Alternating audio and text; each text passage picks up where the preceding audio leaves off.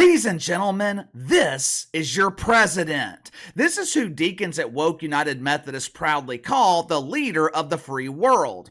Parishioners of Woke United Methodist, this is their fearless leader. Believe it or not, part of me kind of feels bad for John Biden, and before some graduate student at Woke U tries to at me in the comment section by saying, "I've never heard of John Biden, I thought his name was Joseph or Joe, or as I prefer to call him, my lord."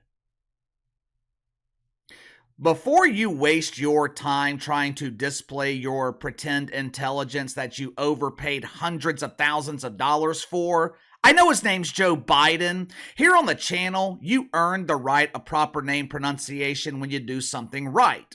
In 3.5 years, our fearless leader, he has yet to do a single thing right, so he will continue to be referred to here on the channel as John Biden, or my personal favorite, Johnny B. Biden. But anyway, part of me feels bad for Johnny B. At 801 years old, he should be off enjoying retirement. He should be surrounded by people his age like Methuselah repeating stories about his 50 years of disaster in Washington, D.C. He should be in his Delaware dungeon playing Dungeons and Dragons with his pretend friends Oscar and Jasper.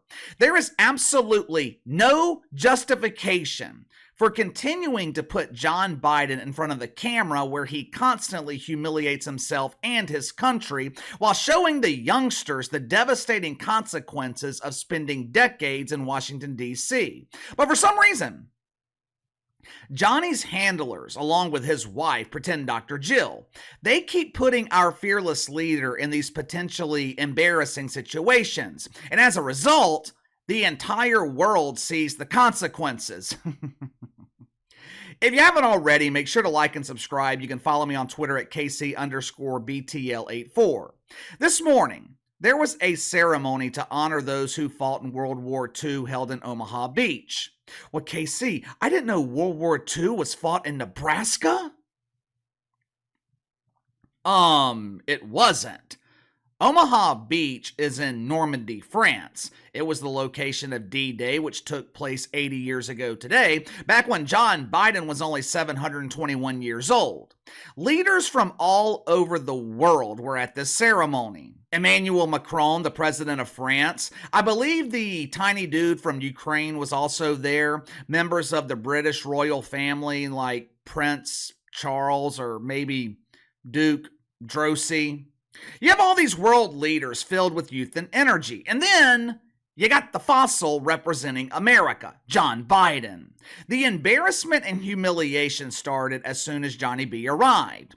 When powerful men arrive at events like this, they step out of the vehicle with confidence. They exude charisma. Maybe they embrace their wife and smile for the cameras. How does John Biden arrive?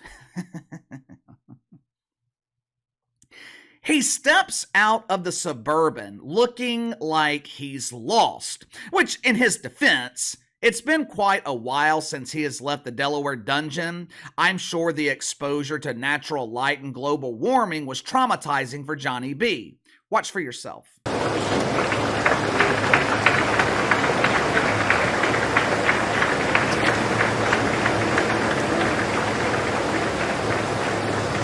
When this footage was released around 9 or 10 o'clock this morning, conservative media outlets, they were claiming that Johnny B was, well, they were speculating that Johnny B was having some stomach trouble. Perhaps he grabbed the X-Lax by mistake instead of the Pepto-Bismol, or maybe he had one too many chili wieners for breakfast. When I initially saw these reports, I didn't believe them. Matter of fact, we were talking about this on the channel Discord server earlier this morning, which you can join by becoming a member of the channel. I didn't believe it. I thought conservative media was just having fun with our fearless leader. But then, about an hour or two later, there was more footage released on Twitter. At this point, John is standing on stage with his lovely wife, pretend Dr. Jill. He was shaking hands with the president of France when all of a sudden, Something internally seemed to hit him. Some people are claiming that Johnny B was hit with a thunderous case of the boodle breeze.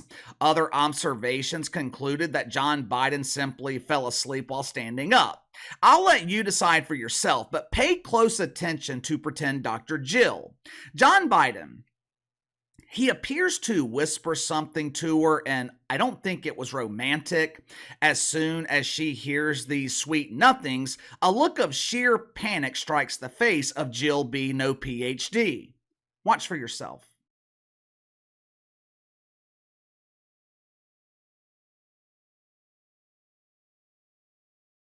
As you can see, pretend Dr. Jill seemed to be in deep thought. Perhaps she was formulating the prognosis, or maybe she was thinking, damn, I wish I was a real doctor, then I would know exactly what to do here. You can see it in her demeanor. It's like she's thinking, oh shit. Literally.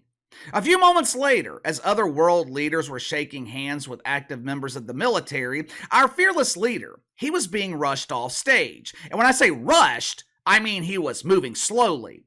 Pretend Dr. Jill draped her arm around her aging husband as they frantically looked for assistance. But that's okay.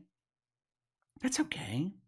Our fearless leader, he is resilient. You think a little boodle breeze, you think a little flatulence would prevent him from attending this D-Day event? No, no, no, no, no! John Biden and Jill B, they decided to return to the ceremony. Unfortunately, by the time they returned, it was during the scheduled hours of nap time for John Biden. Watch for yourself.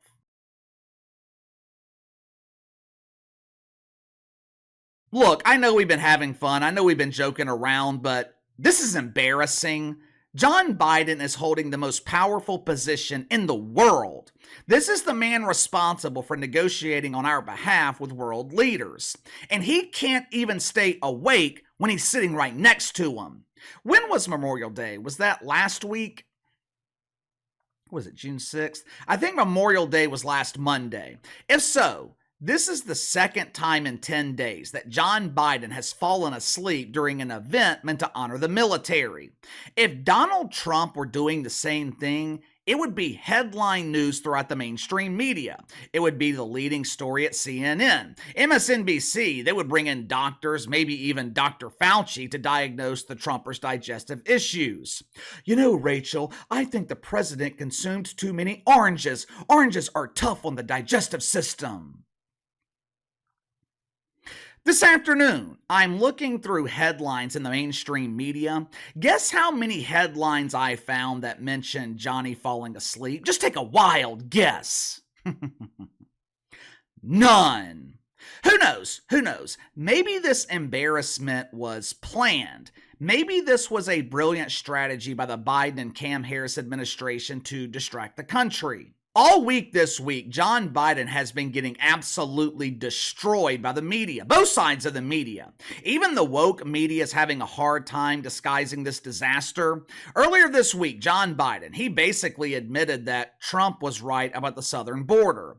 Johnny B signed an executive order claiming that he was finally going to take the border seriously. We are going to pretend like we care. Until November 6th, my biggest priority is the southern border. If I'm re-elected, I promise to resend the invitations inviting everyone to come to America undocumented.